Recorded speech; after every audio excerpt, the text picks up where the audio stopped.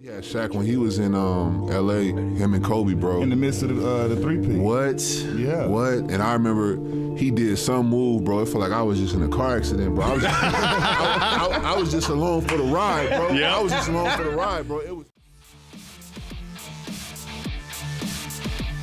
All right, welcome back to the show, everybody. Hope you all are having a good day so far. So I'm going back down the rabbit hole of the member section, and I see one that has been sitting around for a little while.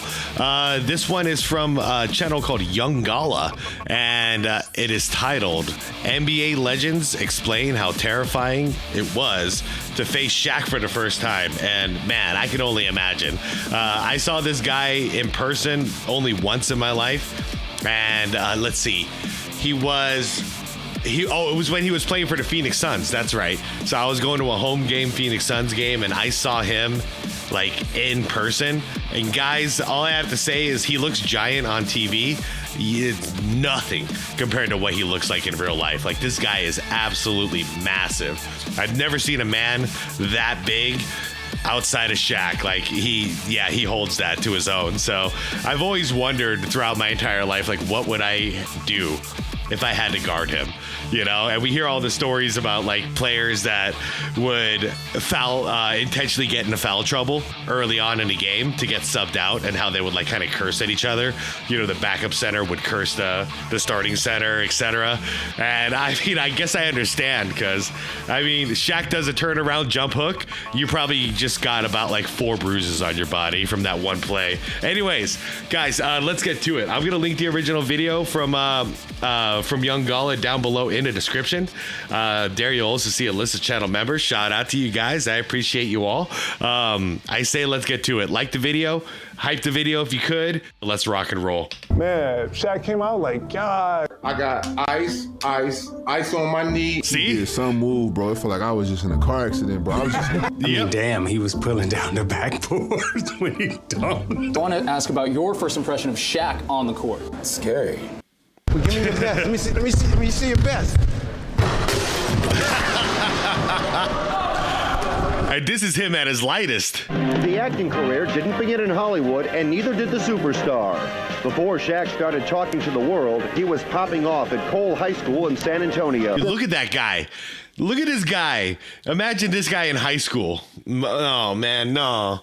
Antonio. Been the secret to Cole's success this year? Well, secret is me. When Shaquille O'Neal first came into the NBA, it didn't feel like a normal rookie arrival. It felt like the league had just been introduced to something it wasn't prepared for. Yo, just his intro makes me miss Young Gala. I forgot about this. The music, the voice, it's all great. Players say you didn't even need a scouting report. One look at him was enough. Yeah. 7'1", nearly 300 pounds, moving like a guard and jumping like a power forward. Veterans have talked about seeing Shaq for the first time and thinking there was no way someone that big should be able to move that fast. And then the game started and reality set in. Shaq wasn't just big, he was violent in the paint from day one. Yeah, he didn't. And as far as his movability, his dribbling skills, all that, like especially when he was an Orlando Magic, like in the early stages of his career, he was thin. Man, his footwork was crazy. Slowly grow into dominance. He arrived dominant. He was dunking through double teams, breaking backboards, and turning established centers into helpless I remember that bystanders. one. This one delayed the game in Phoenix for like, I don't know, it was like an hour and a half to 2 hours as they figured out how to like repair this. Because this was a Shaq-proof basket at this point already.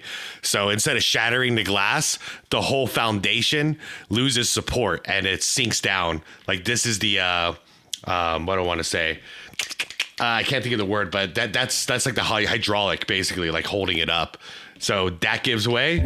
Guys who had spent backboards and turning established Watch it all just came into down. helpless bystanders. There it is. Guys who had spent years protecting the rim suddenly found themselves just trying to survive possessions. The scary Oh man, look at that. That is hilarious. part wasn't only the strength, it was the confidence. Shaq knew he couldn't be stopped. You could foul him, double him, even triple him, and it didn't matter. If he caught the ball deep, the possession was already over. Yep. NBA legends have That's what I want Wemby to learn. He's got the same advantage. Maybe not like physical strength wise, but height wise, he's got it. get low to the get close to the basket, catch it high, dunk it. Unstoppable. The first time they faced Shaq, it didn't just figure it out, please. It felt unfair, like the rules of the game had not caught up yet. It was as if the league had allowed something through that wasn't supposed to exist. Yeah, I mean, up until him, the recent David Robinson was the biggest, strongest center that we had, and David was mighty strong himself, man, military man and everything.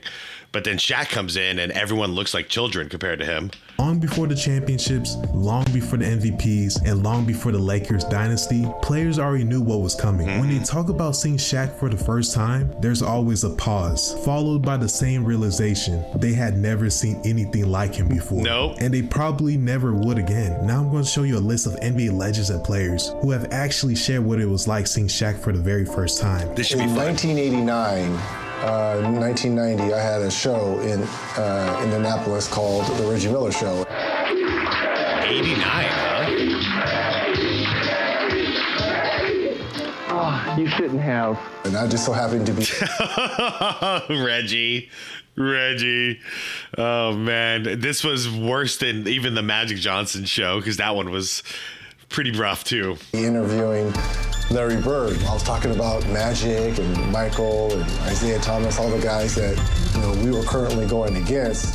He's like, I'm just telling you, there's a young kid.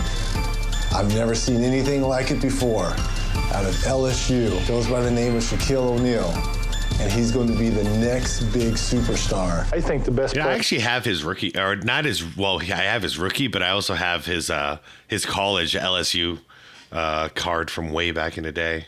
In the world right now is probably Shaquille O'Neal. Once he gets in the league and gets established, he's going to be the same type of player. He's right up there with the best of all of them right now. Thanks, Larry. The first time I met Shaquille O'Neal. By the way, talk about hype coming out of college.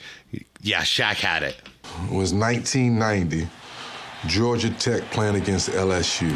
And I said, what the heck is this? 7'1", 288 pounds, running the floor like a deer. Shaq, in and he became, I think, like 315 or something like that later on in his career. college, and then hearing about him coming into the NBA, it was really like for us the second coming of Wilt Chamberlain. His power was just unmatched. I mean, damn, he was pulling down the backboard when he dunked.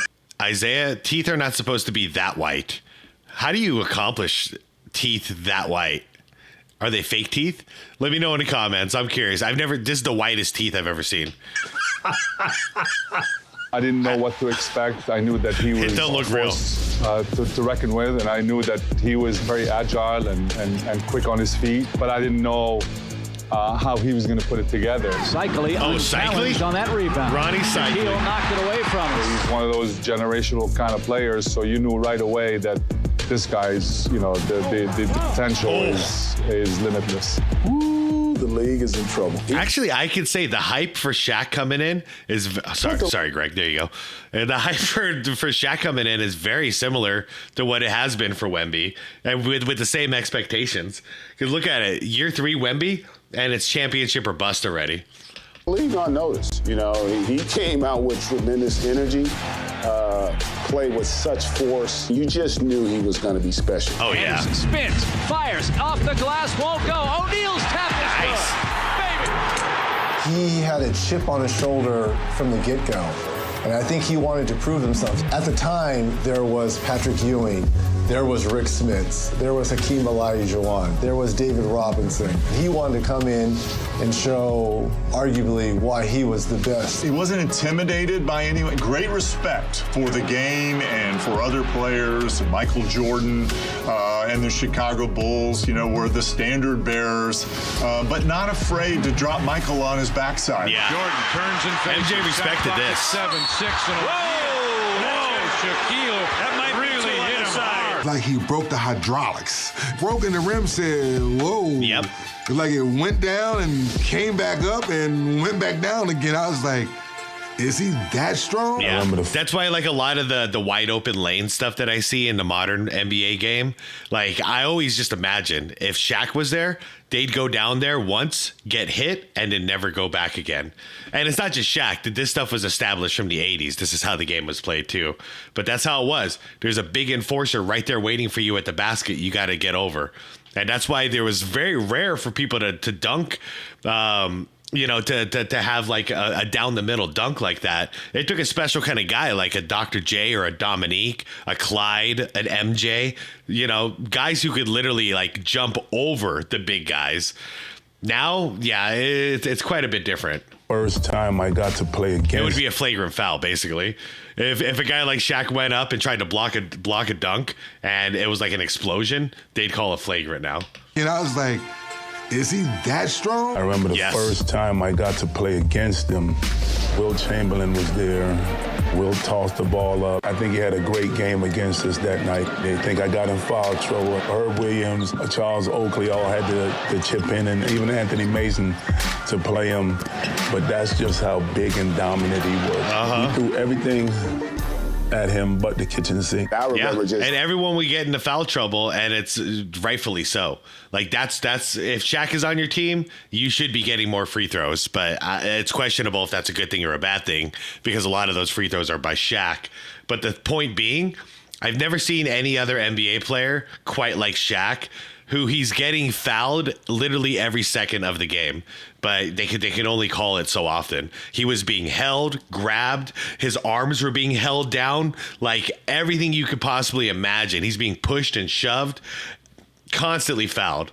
But he was so big that the commissioner decided, like, we can't call it honest with Shaq, because then literally everything is a foul. Or he completely just dominates the entire league because he's unguardable if you can't foul him. Teasing Patrick, myself, and John, we're teasing him about going up against Shaq. Yeah. I played against Patrick Ewing, who was great. David Robinson was great. Same thing with Akeem Olajuwon. I played against and with Akeem Olajuwon, but he was not the physically imposing person that Shaq is. Yeah. Sky is the limit to his potential. I mean, he's an excellent player. He's a true big man. I mean, Shaq, the best description, I think, is physical dominance. That's what it is. Not championship dominance. Not like that. Physical dominance. Nobody can outpower him. To see us compete against one another because we were 1 and 2, it was worth the price of admission when we played. Oh, what a dunk. Hey, look at him look back at Morning. First person, like, when you got to the league, that bust your ass. Like, the first person, like, yeah, this the highest level. Ooh, Shaq, bro, like... We had Shaq when he was in L.A., him and Kobe, bro. In the midst of the three-peat. What? Yeah. What? And I remember he did some move, bro. It felt like I was just in a car accident, bro. I was just along for the ride, bro. Yeah. I was just along for the ride, bro. It was at the UC, bro, and my parents came. Let us preface this. Yeah, bro. 6'11", 300 pounds yourself, though. Like, you feel me? He just say he was in an accident. I was in an accident, bro. And that was the biggest human I ever seen. Ever, bro. He's the biggest motherfucker I ever seen, too. He was moving his shit. So. Yeah. Bro, he hit me with one move, bro, like hit me all in my face and shit. And after that, he was like, man, my bad, you okay? I'm like, dang, that's cool. He was like, yeah, I met your parents before the game. It's in the game. He told me, like, I met your parents before the game, man. I like you. I used to watch your show in high school. I'm gonna chill. And then after that, it was cool. He was like, but if Brad Miller come out here, I'm gonna kick his ass. We was playing. Hey, me and my buddy back then at that Suns home game, literally, that's all we said about it. When we saw Shaq in real life, was just like, oh my God, like, I can't believe how giant this guy is. These guys are not exaggerating, let me tell you. And then imagine being face to face with him. Oh, forget about it. Orlando and Shaq I was playing with Houston. Shaq was like, goddamn, he was like, I think something happened and we got into it. I don't know why my little ass fucking with Shaq. Shaq he was crazy. Throw my ass all over the gym if he wanted to. But we got into it and then Shaq, he said something and I was like, oh, hey, big fella, what you said to me, motherfucker? And he said some shit like, oh, nigga, I'll knock your ass out. I said, oh, you gonna put your hands? I said, all right, after the game, I'll tell you where I got you. After the game, I got you. You big motherfucker, you ain't never put your hands on me. So after the game, I had that tool, I walk around outside that locker room with that goddamn tool. I had that tool walking around outside that locker room. They talking about, Max, go ahead with all that bullshit now. Go on now, that man ain't, go on, get on out of here now. Cause I had that motherfucker in my hand, I was ready. but Shaq. Damn, dude. That escalated. You know I love you though. You know I won't. That's some shit. Oh shit. Yeah. That's almost shot you, but I love you. Okay. Damn, man. Yeah, Max was hard. Oh shit, Shaq. Yeah, Shaq, that's old shit. Seen Shaq first time, dog. You ain't never seen Shaq first time. It's like seeing the AOB starstruck. Man, Shaq came out like, God, I kept looking up. Meanwhile, I'm 7 foot, y'all. I was like, God damn, and Shaq arms like this. Shaq like, what's up, big fella? You know, he talk real fast and that country fella. What's up, big fella? You know, your mama good, everybody good. He always give you that little quick hand, you good. But Diesel's good people, man. Yeah, what was your first impression of Shaquille O'Neal? Well, it's almost like a rhino on there on the court to play against. Wait. Did he say a rhino? It's almost like a rhino on there. I think so. Wow, like a rhino. That's a good one. On the court to play against. A couple of years ago, I went to Africa to see a real rhino, but it's not much of a difference. I want to ask about your first impression of Shaq on the court. It's scary. This is the dude, though. You know what I mean? Even though you got that mentality, you know, this is that one that you really admire and respect as dominant on both ends of the court. And I used to brag to my friends a lot and say, you know, like after we played the Lakers, you know, I get to the crib and be like, yo, you seen how I laid Shaq, then you know what I mean? Like, you seen Shaq try to get that and I put that thing high off the glass on him.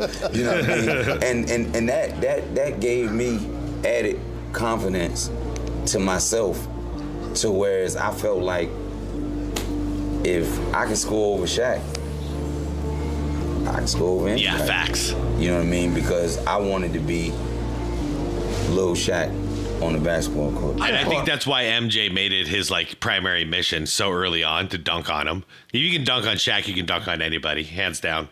05 Shaq. People are doing that with Wemby now. They're gunning for him, and I don't blame them. It's a tradition. I didn't catch. I call 01 Shaq, bro. I call 05 Shaq, and like you look at video and you're like, damn, he's so big. As a human being, he's not supposed to move like that. I was playing in New York, right? We're up. I know he probably went out the night before, so I'm like, I'm not gonna say shit, right? I'm gonna just let this game go by. Third quarter comes and he's doing okay. They're down 6. He looks at me, he's like, okay, good game, Lil Fry. We gotta win this now. Oh no. Lil Fry. And it basically fucks me up for the whole quarter. There's no fouling. There's no imagine trying to foul a tree moving like a cat. That's why they all just wrapped around him and just held him. Dunk after hook shot after dunk. It's just impossible what are you gonna do? Move a human that big and that he's mean. Shaq outweighed me by at least 90, 95 pounds. Crazy. So for me, I don't mind. I'll bang with you a little bit. I'll bang with the big fella a little bit. But damn, the first time I actually banged with him on down low on offense and defense, I'm sitting in my locker room, right? Sitting in my locker. I got ice on my knee, ice on both my ankles, and I'm just sitting there like this. You're welcome to the league. Literally, like he just got his ass kicked. Well, we were like, oh crap, I'm in the NBA now. I gotta shape it up. Oh yeah. Oh, Mark Madsen? Well, every NBA player has a lot of those because you're going against the best in the world every night. My moment was actually guarding Shaq in practice, and after guarding him for one day, my back was completely out of joint. Gary Vitti, the head Lakers trainer, and he said, I could barely walk. I could not move. And Gary Vitti said, hey, don't feel bad. I've seen Shaquille do this to dozens and dozens of players. I mean, I could not walk for about 2 weeks. Wow. That's how bad it was. I remember I was holding both arms, like I grabbed one whole arm, because he did. I tried to take the like I'm trying to take the charge, but he ain't run, so now I gotta play defense. Yes, yes. I'm just holding one whole muscle, right? And the rep ain't like, rep, call it, shit, call it, like, call this. Call it. Yeah, you go up with them. Like, Shaq and that motherfucker like, it's just over with, goddamn. When Shaq came into the league, he had such a great passion and enthusiasm for the game. With his size and strength and mobility, it was something we really hadn't seen. O'Neal runs the floor, takes it all. He really just took the league by storm, but he did it in Shaquille O'Neal style. He was just as big off the court as he was on the court. And when he went from Orlando to the Lakers, LA just loved him. There'll never be anybody like Shaquille O'Neal, ever. It won't even be close.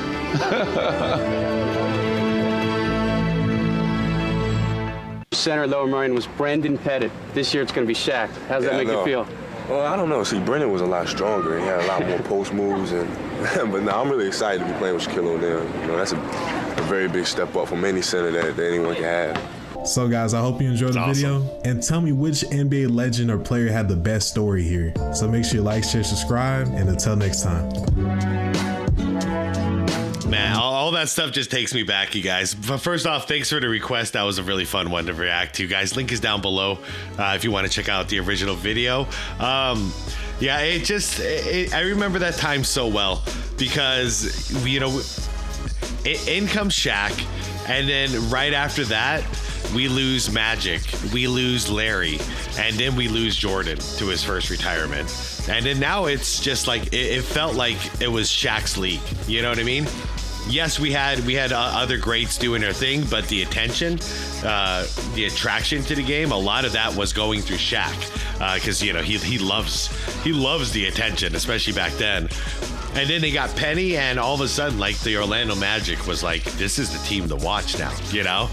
We didn't know Jordan was going to come back in a year and a half like he did, but he did, thankfully. But, like, the reason I bring it up is because, like, in the grand scheme of things, people might see, like, Shaq as, like, a big footnote, but, like, he was a huge part of what was going on in the 90s as far as basketball goes. And he was the one that a lot of us, myself included, were looking to like bring in the next chapter of the NBA. Like I said, we didn't know Jordan was going to come back until 1998 to lead the charge for the rest of the 90s like he did. But yeah, good times, man. And yeah, I just can't reiterate enough, guys. What I want to see in the comments is, have you guys seen him in person, like in real life? Like, not on TV, not on the internet, in real life, have you seen him? And if you have, just please give me your testimonial. I want to know what you experienced, what you thought, because I'm pretty sure if you did, it's something you'll never forget too, because that's like, it's like seeing Bigfoot, you know, or something. It's like, oh my God, it's real. You know, like, anyways, guys, I'm heading out. Like the vid on the way out if you could. I'd appreciate you all watching, and I'll see you all in the comments. All right, guys, let's have a good conversation like always. All right, guys, like the vid, subscribe if you want more content like this, and most importantly, it's the be water, my friends. Peace out.